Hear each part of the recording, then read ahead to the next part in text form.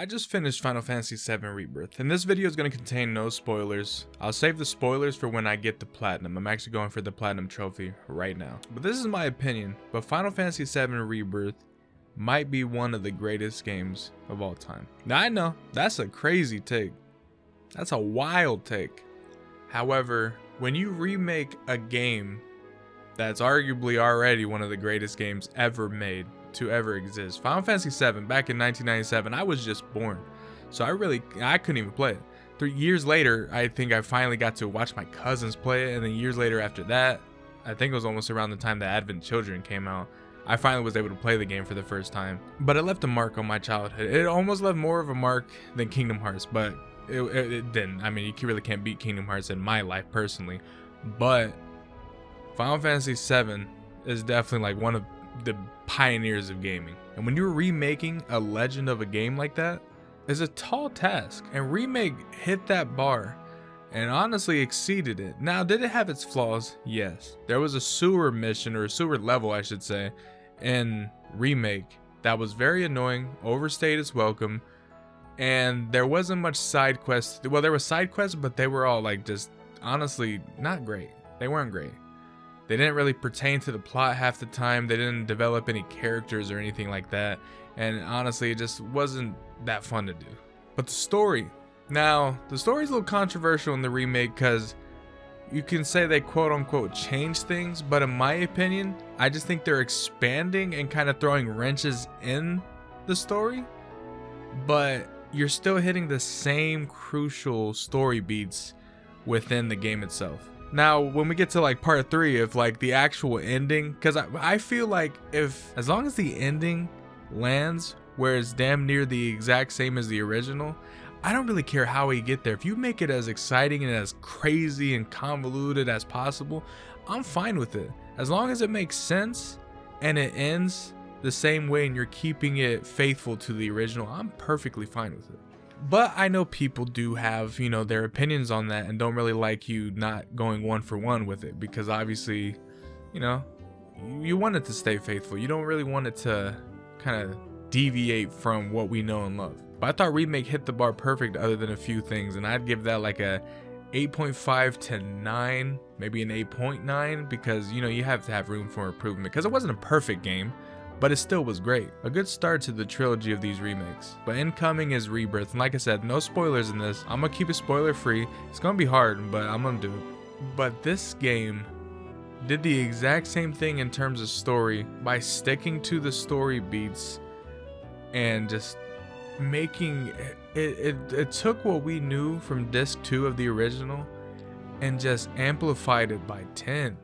Scenes, I will say, like, well, okay, I really can't say certain things, but I enjoyed the majority, I would say 99% of the game's story and like cutscenes and all that. Just, it brought so much more life to the game, because it's just the way the cutscenes and the characters and the voice actors and all that, like, it all just meshes so well together. I will say, in the remake, I was a little bit skeptical about Zack, because I've heard Zack the way that I've known to hear him. Like, I've been used to that version of that voice. So hearing a different version in the small, very, very, very small sample size we got in the ending of Remake, it was weird. I didn't know if I liked it. But in Rebirth, I've came to love it. Aside from going above and beyond with the story, they also went above and beyond with the combat. They expanded on the combat from the remake tenfold. They even expanded on it from, what was it, Intergrade or Intermission or something like that? The Yuffie DLC, essentially. But that's where they introduced synergies, and they expanded on that with the combat in Rebirth. Honestly, it's insane. Every character feels great to play as. They do try to make you play as certain characters at times, but I mean, we're used to that in the original. But it's just fun to try to even get the hang of certain characters. The combat mechanics are just fun to get the hang of and just kind of figure out the best way to take down an opponent, because hard mode and the brutal bouts that I'm getting ready to attempt to do, I'm not looking forward to that. I can tell you that. It's gonna eat my soul. And you'll know how hard it beat my ass pretty much because of how long it's gonna take me to get this platinum. Given I don't have the most time in the world, so it's probably going to take longer than normal, but I'm still going to attempt to go for this platinum. That's where you'll see my true review of everything, story and all. But from expanding on story and expanding on combat, they also expanded on the world itself. Everyone knows that in Disc 2, you leave Midgar and the entire world just opens up from there. And, you know, in a PS1 game, the world opening up doesn't look as open, you know. Like, it's big and vast for a PS1 game, and back in the day we were like, oh my gosh, this is a lot. But in this game, oh, it's a lot, and it is fun to explore. And you can tell they took some elements from, like, you know, Breath of the Wild, kind of, with the hint of like Ubisoft exploration. I don't like Ubisoft games like that, but they do kind of do some things similar to some of their games. And the world's just expansive. We knew the world was going to open up, but we didn't think it was going to be like this. It is crazy, and it is so fun to just go explore. Sometimes I would be hitting the story really hard, and then out of nowhere, I'm sidetracked for a couple hours doing random stuff. Queen's Blood. Don't get me started on Queen's Blood. Queen's Blood might be the best minigame to ever be made in the game. And I could talk about Queen's Blood for a minute, but I mean, Queen's Blood is fun. Queen's Blood is fun. But speaking of that, it's the side content. All the side missions kind of help advance the plot, or you'll get certain story elements that you wouldn't normally get if you were to just skip them. Even the NPCs. There's NPCs in this game that you don't hear them from doing side quests. If you're just walking by doing the story stuff, you won't hear them. But if you're just exploring and you decide to just chill and listen to the characters talk, there are certain NPCs that say some crazy things that in the realm of the game of Rebirth, you're like, huh, that explains a lot. I can't get into it, but if you know, you know. But the side content might be the best. Like, going from Remake where the side content was honestly abysmal, and then coming to this game, it's such a step up. They stepped up on the combat, they stepped up on the story, they stepped up on the side stuff. How can you step up so much? But like I said, Remake had that one part with the sewer that overstayed its welcome and honestly just wasn't a joy to play. And there is one part in Rebirth that's similar to that. However, it's not as long as a sewer level, and it's not as just annoying. Now, given, if you know, you know again, but it is annoying, but it's not as near, it's not nowhere near as bad as what the one in Rebirth or the one in Remake was. And honestly, for so many step ups in this game compared to Remake, you can't, I mean, obviously it's my opinion, so everyone else is going to have different opinions, and whether or not you like the ending of this game, I personally did. I needed to marinate on it a little bit because I got to the ending, kind of, you know, did the Rock eyebrow raise where I'm like, what are we doing here? And then I started thinking about it and started putting my own theories together, and then listened and watched videos.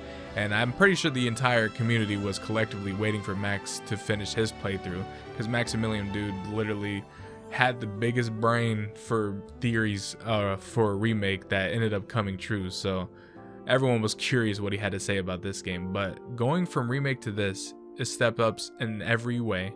For me, it's a 10 out of 10. It is a 10 out of 10 game. And what's scary to me though is how can you step up now from this game to the next one? Part 3 has the biggest shoes to fill, because Remake had everyone hyped because they were remaking the game everyone knew and loved. But now in Rebirth, people's hype levels wasn't as high as it was for Remake, and honestly, like it hit the nail perfectly and set the bar at the highest peak possible.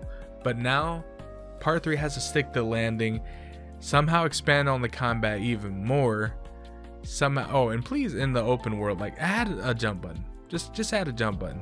It can't be that hard. Just add a jump button. It'll be way better than kind of the way the game is, like, in terms of like jumping by itself. Like, sometimes you'll run into what you should be able to jump over with like chocobos or even yourself, and it won't until you like hit it perfectly. It's only certain parts, but just add a jump button. It will be so much better that way. But they have to expand on the combat a little bit. They have to somehow keep the world as vast and even expand on that somehow to make certain aspects a little bit better, because there is things to improve on in this game. But I still think it's a 10 out of 10. But the most important part is keeping the story beats similar as possible. Yes, you can have the expanded kind of crazy, you know, divergence of story, but as long as you hit the story points, because if you know of disc 3 in the original, there's so many scenes that are so important to the story of Final Fantasy VII.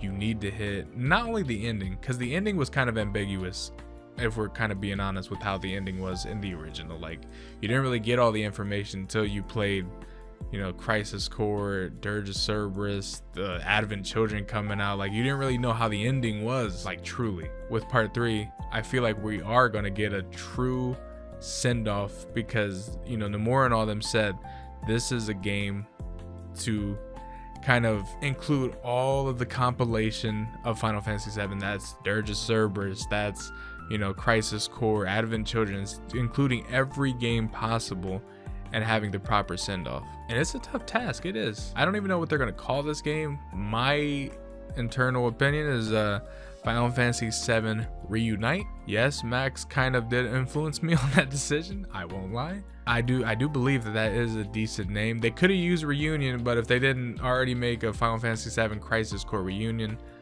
you know, which they should have just used a Reunion. That was the perfect. They've been saying Reunion even since the first game, so like they should just use that. But yeah, this is a perfect game, and if they stick the landing on part 3, which we got like 3 to 4 years to wait for that, but if they stick the landing, and even honestly, like, even if it's a 9 out of 10, it's not as good. Like, even if it's not as perfect as Rebirth is, in my opinion, I'm still putting the compilation as a whole, because then I'm acting like this is the original with disc 1, disc 2, disc 3. It's still all Final Fantasy VII.